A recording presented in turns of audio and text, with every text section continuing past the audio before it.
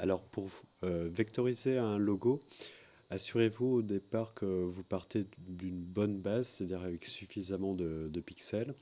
Là, j'ai un logo que j'ai récupéré sur Internet. Je regarde la taille de l'image. Voilà, donc il est assez important hein, ici en termes de pixels. C'est important pour la justesse des tracés par la suite. Alors, l'idée, c'est de transformer une image qui est au départ en bitmap. Je vais zoomer un pour vous montrer. Donc là, on voit la résolution en image vectorielle que l'on puisse ensuite exporter dans un format adapté comme le format PDF. Alors, pour fabriquer une forme vectorielle dans Photoshop à partir d'une image bitmap, vous devez d'abord sélectionner la forme. Alors, le plus simple ici est d'utiliser la baguette magique. Alors, baguette magique. Je vérifie ici que pixel contigu n'est pas coché. Et je clique sur le fond. C'est plus simple, comme ça je récupère tout ce qui est blanc. Et j'intervertis ma sélection. Alors ensuite, on transforme la sélection en tracé. Pour ça, vous avez besoin de la palette tracé. Alors si elle n'est pas disponible, vous la trouvez dans le menu fenêtre. Elle est tout en bas ici. Donc ici, vous allez trouver des options qui permettent de transformer une sélection en tracé. Voilà.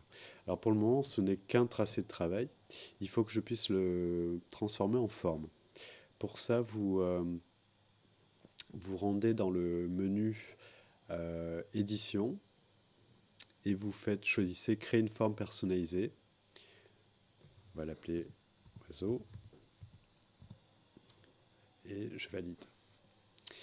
Voilà, donc là, à partir de là, on pourra la récupérer dans un autre document qui peut être beaucoup plus grand puisqu'on va pouvoir récupérer la forme sous sa forme vectorielle. Alors, je vais aller ici pour récupérer les formes personnalisées. Donc, je vais dans ces outils, je choisis forme personnalisée et en haut, je retrouve dans la liste des formes personnalisées qui est stockée par Photoshop la forme que je viens de créer. Alors soit vous cliquez, soit vous la définissez graphiquement. Si vous voulez garder les proportions, vous appuyez sur Maj. Voilà. Alors la couleur de remplissage donc dépend des propriétés. Donc là, on peut modifier les couleurs, le fond, éventuellement rajouter un contour si on le souhaite. Voilà, changer la taille du contour. Donc tout ça fonctionne sur le principe du tracé vectoriel, c'est-à-dire qu'on agit sur des attributs de fond et de contour. Pour l'enregistrement, vous devez choisir un format qui permette de conserver les données vectorielles. Dans ce cas-là, vous allez choisir... alors on va faire une copie, enregistrer une copie qui va nous donner tous les formats disponibles. Alors je vais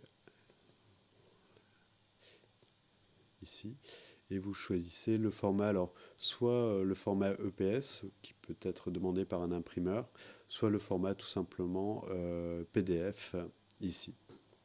Voilà. Donc vous enregistrez.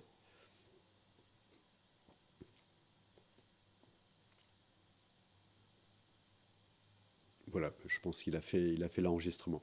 Donc c'est le moyen de garder les données vectorielles, c'est-à-dire ça vous permet de vous affranchir en fait de la résolution d'une image. Ça veut dire que cette image concrètement pourrait être imprimée sur une façade de bâtiment par exemple.